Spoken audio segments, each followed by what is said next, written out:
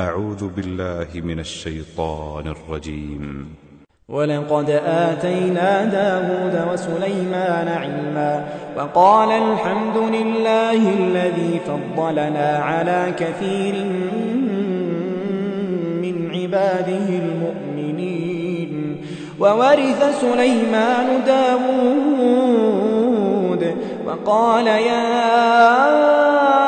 أيها الناس علمنا منطق الطير وأوتينا من كل شيء إن هذا لهو الفضل المبين. وحشر لسليمان جنوده من الجن والإنس والطير فهم يوزعون حتى إذا أتوا على واد النمل قالت نملة يا أيها النمل ادخلوا مساكنكم لا يحطمنكم سليمان وجنوده وهم لا يشعرون. فتبسم ضاحكا من قولها وقال رب أوزعني أن أشكر نعمتك التي أنعمت علي وعلى والدي وأن أعمل صالحا ترضاه وأدخلني برحمتك في عبادك الصالحين. وتفقد الطير فقال ما لي لا أرى الهدهد أم كان من الغائبين.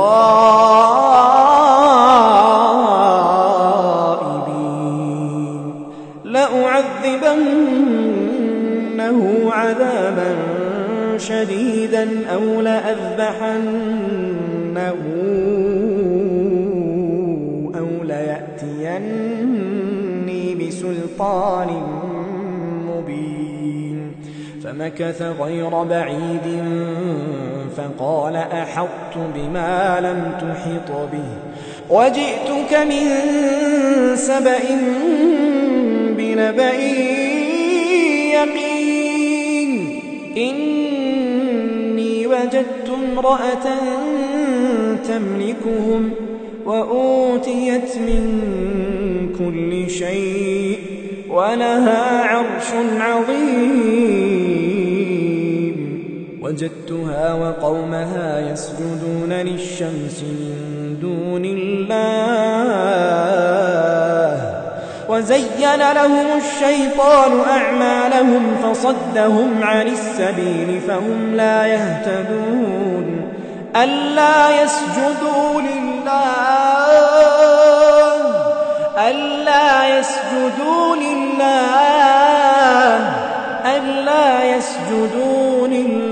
الذي يخرج الخبأ في السماوات والأرض ويعلم ما تخفون وما تعلنون. الله لا إله إلا هو رب العرش العظيم. قال سننظر أصدقت أم كنت من الكاذبين. اذهب بكتابي هذا فألقه إليهم ثم تول عنهم فانظر ماذا يرجعون. قالت يا أيها الملأ إني ألقي إلي كتاب كريم إنه من سليمان وإنه بسم الله الرحمن الرحيم. ألا تعلوا علي وأتوني مسلمين. قالت يا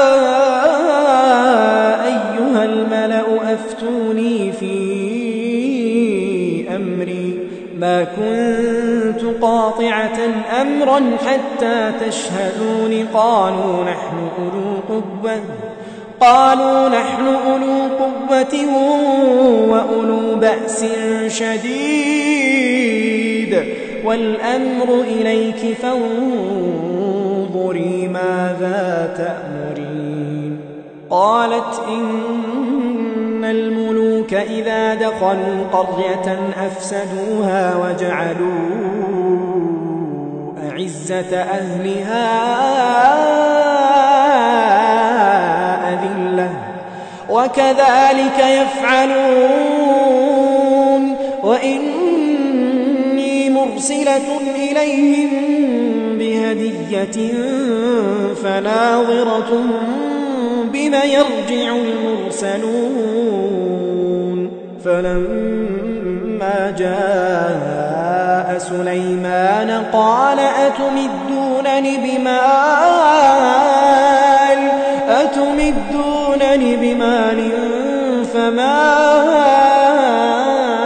آتاني الله خير مما آتاكم بل أنتم بهديتكم تفرحون. ارجع إليهم فلنأتينهم بجنود لا قبل لهم بها ولنخرجنهم منها أذلة وهم صاغرون. قال يا أيها الملأ أيكم يأتيني بعرشها قبل أن يأتوني مسلمين. قال عفريت من الجن أنا آتيك به قبل أن تقوم من مقامك وإني عليه لقوي أمين. قال الذي عنده علم من الكتاب أنا آتيك به قبل أن يرتد إليك طرفك فلما رآه مستقرا عنده قال هذا من فضل ربي ليبلوني أأشكر أم أكفر ومن شكر فإنما يشكر لنفسه ومن كفر فإن ربي غني كريم.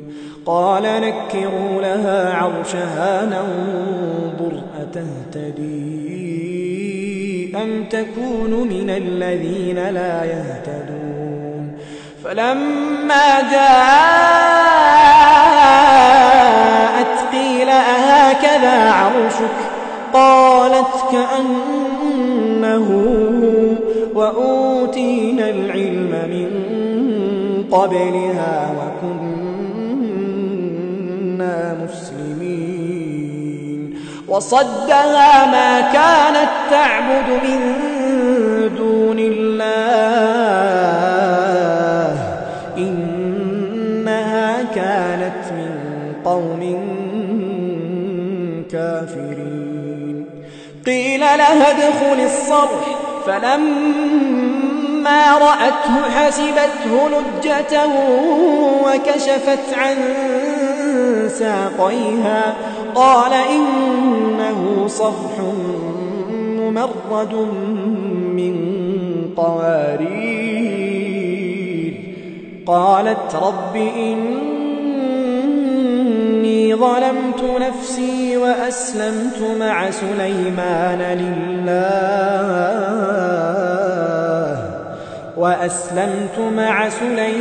لله رب العالمين.